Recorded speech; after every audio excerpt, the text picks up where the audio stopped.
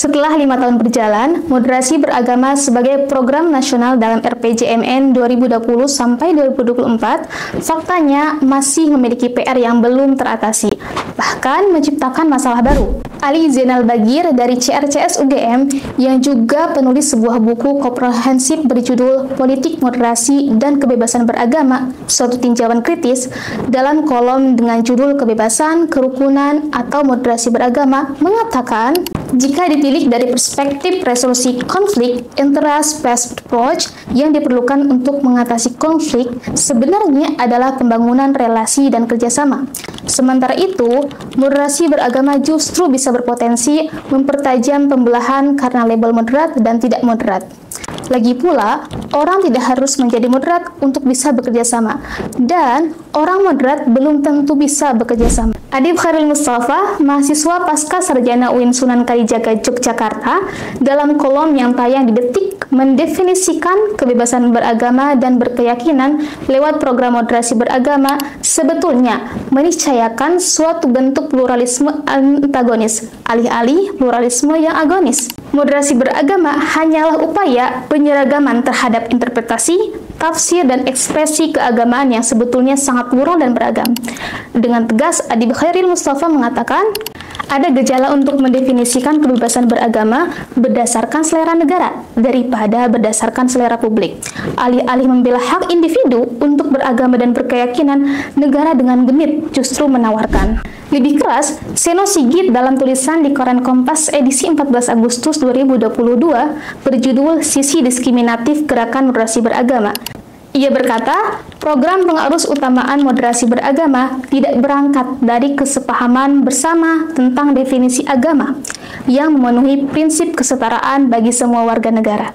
Kelompok penghayat kepercayaan masih terabaikan. Tentu, masih banyak suara-suara sumbang yang mengkritik keras kebijakan moderasi beragama. Kita tentu tidak bisa abai. Sebagai masyarakat plural, moderasi beragama diyakini sebagai kunci menciptakan harmony in diversity. Program ini diharapkan dapat menghindarkan konflik akibat klaim kebenaran sepihak yang seringkali berujung pada tindakan kekerasan.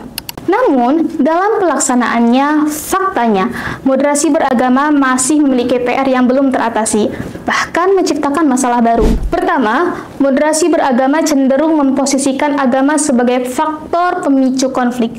Padahal, di sisi lain agama justru menghajarkan nilai-nilai luhur dan menekankan perdamaian. Ada paradoks dalam penggunaan istilah ini. Terlebih lagi, konflik yang terjadi seringkali bukan berdasarkan masalah agama, melainkan masalah sosial. Haruskah kita mengganti dengan moderasi bersosial? Kedua, konsep jalan tengah atau middle path dalam moderasi beragama masih memiliki batasan yang belum jelas. Apakah yang dimaksud dengan berada di antara ekstrem kanan dan ekstrem kiri? Bagaimana menentukan batasannya? Pada praktiknya, konsep ini berpotensi mempersempit pemahaman keagamaan, membelah kelompok menjadi moderat dan tidak moderat. Kelompok manapun bisa mengklaim bahwa dirinya moderat dan kelompok lainnya sebagai ekstrem. Ketiga, moderasi beragama cenderung lebih mengutamakan isu kerukunan dibanding kebebasan beragama. Akibatnya, suara mayoritas lebih dominan dan diutamakan, sementara kelompok minoritas seringkali terpinggirkan. Kasus yang terbaru adalah pembatalan jasa salanah yang terjadi di Kuningan bulan Desember 2024 lalu. Dengan dalih keamanan bersama dan mencegah konflik antar warga, acara tahunan ini dilarang oleh pemerintah setempat. Akhirnya, konflik lain pun muncul dan tidak dapat dihindarkan. Menurut kamu, setelah 5 tahun berjalan, apakah moderasi beragama benar-benar menjadi solusi atau justru menciptakan dilema baru?